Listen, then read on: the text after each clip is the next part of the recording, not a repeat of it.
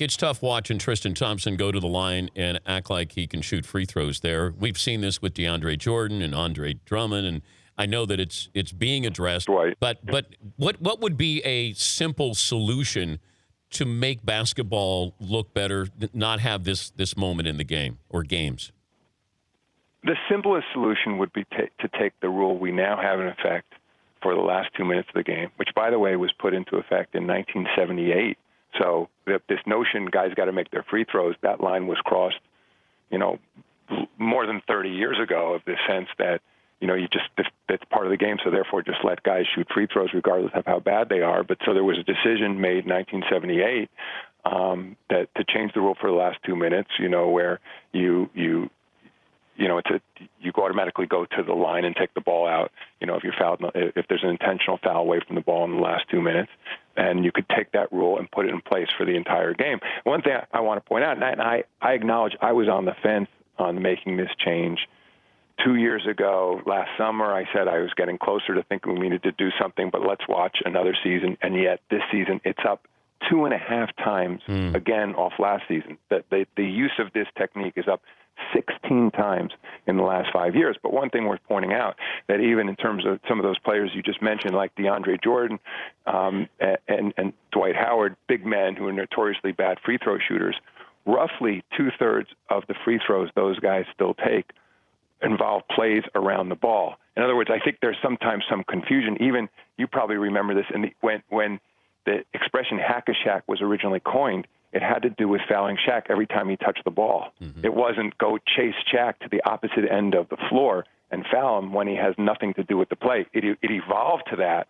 But my only point being that if a guy's a bad free throw shooter and he's still in the game, regardless of whether it's in the last 2 minutes or any point in the game, the other team is still going to look to foul that guy if they think there's an advantage to putting him on the line.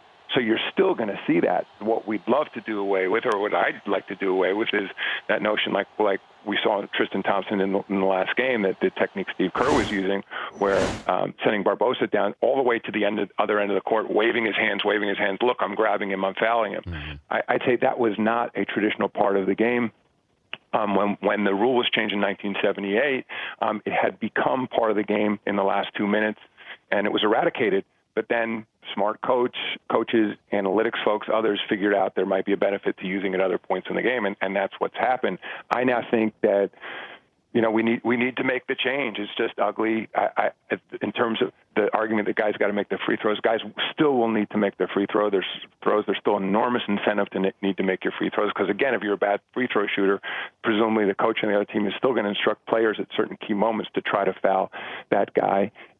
And lastly, I think this is a fascinating statistic. Over the course of the last 50 years, free throw percentages in the league have remained at almost exactly 75%.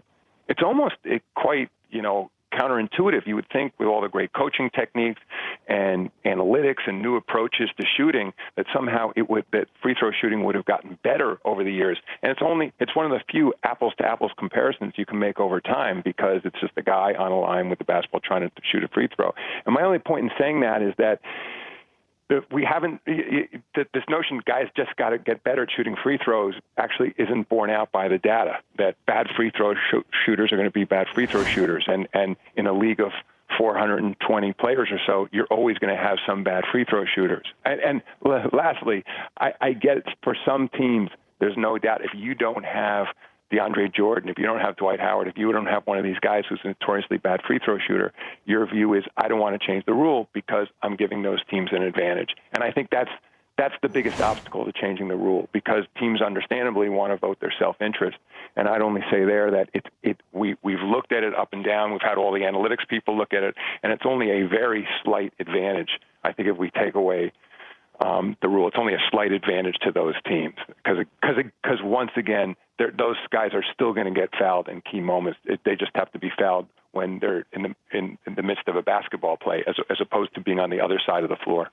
The Dan Patrick Show, weekday mornings on Audience.